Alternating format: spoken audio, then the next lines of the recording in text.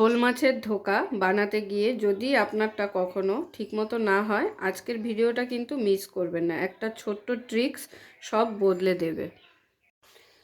তাহলে শুরু করছি আজকের শোল মাছের ধোকার রেসিপি। তো কিভাবে তৈরি করবেন সেটা কিন্তু জানতে হলে পুরো ভিডিওটা দেখতে হবে।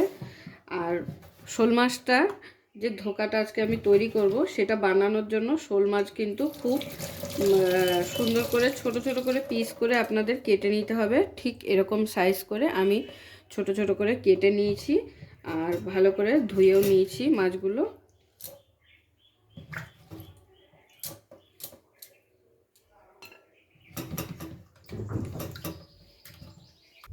তো দেখুন, মাথা ও মাছ সমেত কিন্তু আমি আজকের এই রেসিপিটা তৈরি করব। এখানে মাথাও নিয়েছি কিছুটা, এই যে ছোট ছোট করে কেটেই নিয়েছি।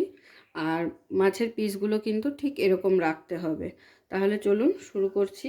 তো মাছগুলোকে প্রথমেই ম্যারিনেশন করে নেব নুন আর হলুদ দিয়ে।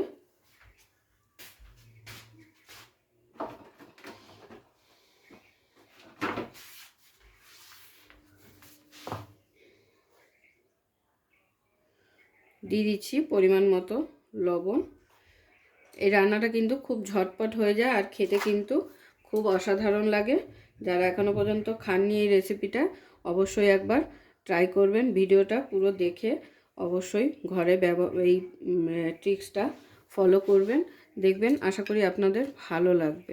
তো প্রথমে আমি মাছের মধ্যে খুব ভালো করে নুন হলুদ মাখিয়ে নিচ্ছি।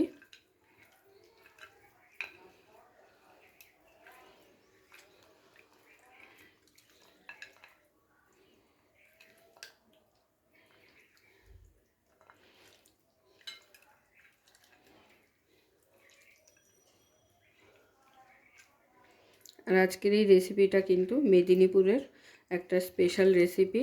এটা মেদিনীপুরের লোকেরা খুব খায়। তো নুন হলুদ মাখিয়ে নেওয়া হয়ে গেছে। এরপরে নিয়ে নিয়েছি আলু। আলুটা দেখতেই পাচ্ছেন ছোট ছোট এরকম টুকরো করে আমি কেটে নিয়েছি। এবারে এই আলুটাকে আমাদের ম্যারিনেশন করতে হবে। তো ম্যারিনেশনের জন্য যা যা লাগছে, প্রথমেই দিয়ে দিচ্ছি পরিমাণ মতো নুন, হলুদ,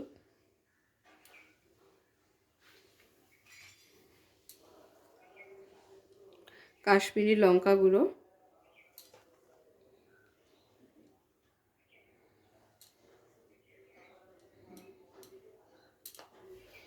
এরপর দিয়ে দেবো পেঁয়াজ বাটা,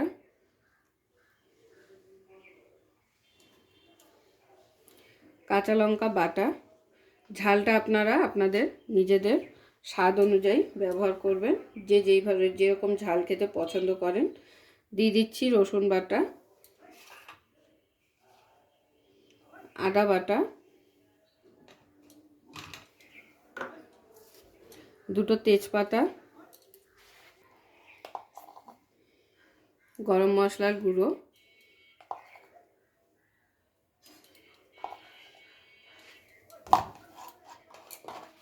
আর দিয়ে দিতে হবে সর্ষের তেল।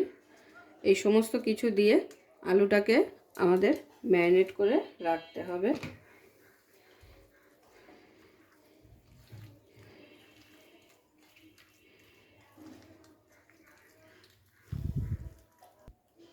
তো আলুটা ম্যারিনেট করে নেওয়া হয়ে গেছে। এবারে মাছগুলো ভেজে ফেলবো ঝটপট।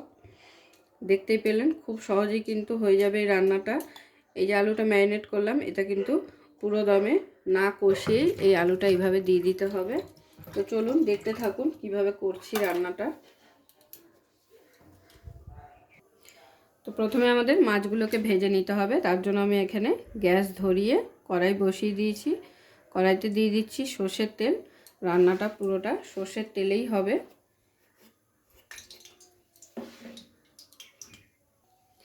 তেলটা যখন এরকম ধোয়া ওঠা গরম হয়ে যাবে, তখন কিন্তু মাছগুলোকে ভেজে ফেলবো।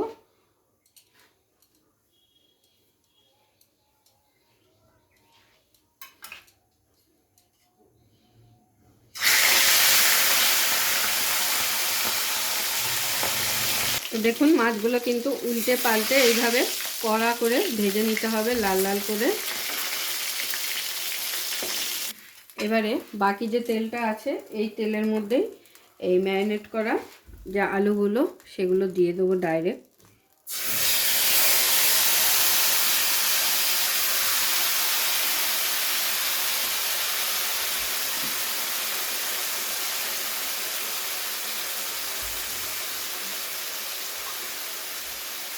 আলুটা দেওয়ার পরে বাটিটা ধুয়ে জল দিয়ে দিচ্ছি।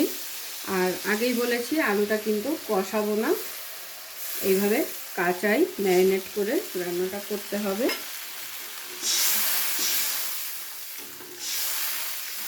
এবারে দিয়ে দিচ্ছি পরিমাণ মতো জল।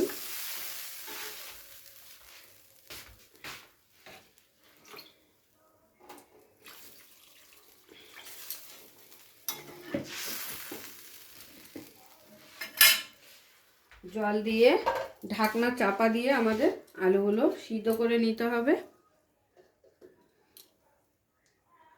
তো দেখুন প্রায় 15 থেকে 20 মিনিট হয়ে গেছে, আমি আলুটা সেদ্ধ হতে বসিয়েছিলাম। এবারে আলুগুলোকে একটু চেক করে নেব। আলুগুলো যখন সিদ্ধ হয়ে যাবে তখন কিন্তু মাছটা দিয়ে ফোটাতে হবে। তো একটা আলু আমি দেখে নিচ্ছি। তো দেখুন আলু কিন্তু আমার ভালো করে সেদ্ধ হয়ে গেছে। এবারে ভেজে রাখা মাছগুলো এর মধ্যে এক এক করে দিয়ে দেবো। তো দেখতেই পেলেন খুব সহজেই কিন্তু এই রান্নাটা হয়ে যাবে। আর একবার খেলে কিন্তু বারবার খেতে ইচ্ছা করবে, এমনই একটা টেস্টি রেসিপি এটা।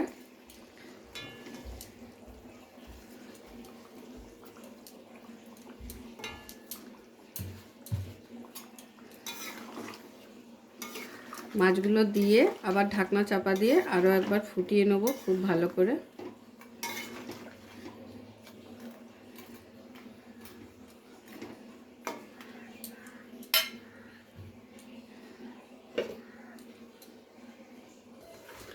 তো মাছটা দেওয়ার পরে আবারও প্রায় 10 মিনিট হয়ে গেছে, আমি ফুটিয়ে নিয়েছি। আর এটা কিন্তু খুব যে মাখা মাখা ঝোল হবে মানে কষা হবে তাও কিন্তু না, আবার একদম পাতলা টেলটেলে ঝোলও হবে না। গ্রেভিটা ঠিক এরকম থিকনেসে রাখলেই ভালো লাগবে খেতে। আর কিন্তু আমি এটা ফোটাবো না। তো আজকের আমার এই শোল মাছের ডালনা কেমন লাগলো অবশ্যই লাইক কমেন্ট শেয়ার করতে ভুলবেন না। অবশ্যই ভিডিওটি ভালো লেগেছে, আর যদি ভালো লেগে থাকে প্রতিবারের মতো কমেন্ট করতে কিন্তু ভুলবেন না। তাহলে চলুন এবারে গরম গরম প্লেটে সার্ভ করে নেওয়া যাক। পুরো ভিডিওটা দেখার জন্য সকলকে অসংখ্য ধন্যবাদ। এরকম আরও নিত্য নতুন ভিডিও দেখার জন্য চ্যানেলটি অবশ্যই সাবস্ক্রাইব করে নেবেন, আর পাশে থাকা বেল আইকনটি প্রেস করে নেবেন নতুন রেসিপির আপডেট পাওয়ার জন্য। তো সবাই ভালো থাকবেন, সুস্থ থাকবেন। আবারও দেখা হচ্ছে আপনাদের সাথে নতুন একটি রেসিপি নিয়ে।